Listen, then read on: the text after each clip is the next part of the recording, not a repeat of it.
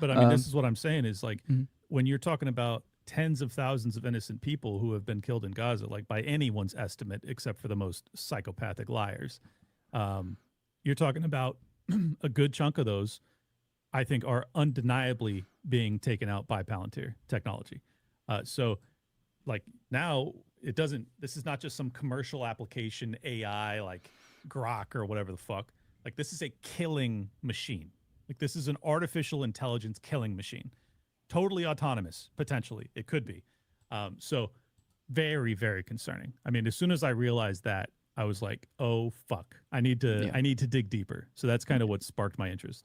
Yeah. All right. Well, let's go ahead and jump right into the modern day with this one. Let's go ahead and make the connection from today is July 7th. Today we just found out that I want to say it was actually late last night. Maybe it was early this morning.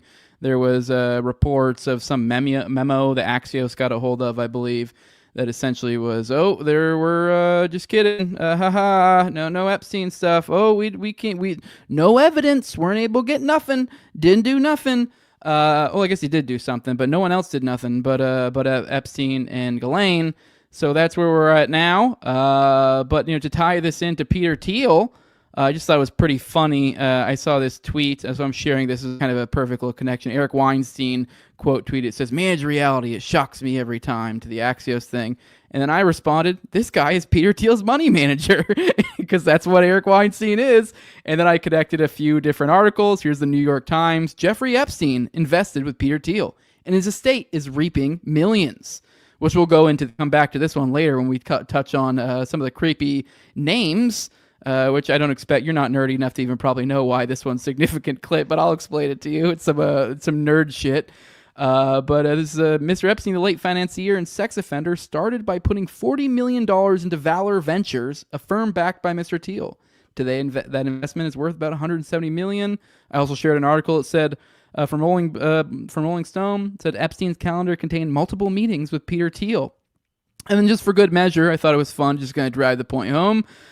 Shared the little thing from Reddit. It says Peter Thiel's model boyfriend died weeks after New York Eve's showdown between billionaire and husband. For those who aren't aware, Peter Thiel is a homosexual and he is married to a man.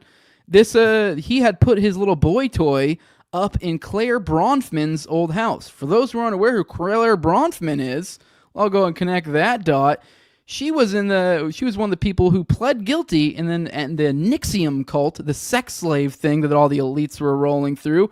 Her dad, also, to even go even fucking further with this, her dad, Claire Bronfman's dad, is Edgar Bronfman, who was in Ghislaine's Black Book. He's also the chairman of the United Jewish Communities and the United Jewish Appeal, Council of Jewish Federations, and United Israel Appeal. His brother, Charles Bronfman, is in Lex Wexner's mega group of Jewish billionaires and is involved with the same Jewish lobbies as Edgar, a chairman of United Jewish Communities. Chairs also funds Birthright Israel. Oh yeah, I didn't even mention this, but Peter Thiel basically owns the vice president. Thoughts, Clint? Let me back that up because so when JD Vance ran for the Senate, for those that don't know, like to get a congressional seat, it usually costs about $4 to $5 million, and to get a Senate seat, it's usually double that. Well, $5 million, or maybe even more. Sometimes it's 10, 20, 30 million, depending on how important the Senate seat is. But Thiel gave JD Vance $5 million to get his Senate seat. So for those that don't know, JD Vance had no political career to speak of. He was this author of a book that ended up becoming a movie, and then he ran. To be fair, he probably didn't write that himself. So. Well, I don't know. Maybe he did, maybe he didn't. But I'm just teasing him.